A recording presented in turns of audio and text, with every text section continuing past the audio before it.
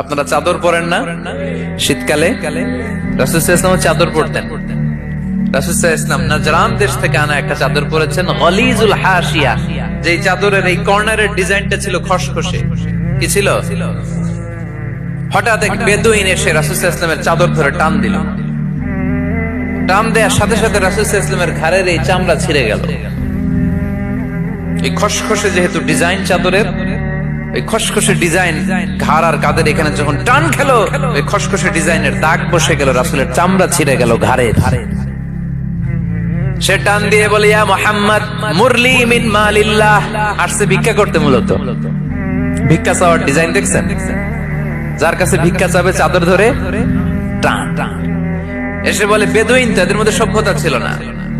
ইয়া মুহাম্মদ, ও মুহাম্মদ মুরলি মিন মালিল্লাহ, ও মুহাম্মদ আমার খাওয়ার মতো টাকা নাই, তুমি আদেশ করো বাইতুল মাল থেকে যেন আমারে কিছু টাকা দেয়।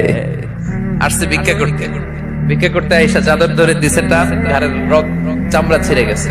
রাসূল সাল্লাল্লাহু আলাইহি ওয়াসাল্লাম ব্যথা পেয়েছেন। ফালতাফাতা ইলাইহি রাসূলুল্লাহ, আল্লাহ রাসূল সাল্লাল্লাহু আলাইহি ওয়াসাল্লাম তার দিকে তাকালেন, তাকিয়ে ফাদাহিক একটা মুচকি হাসি দিলেন।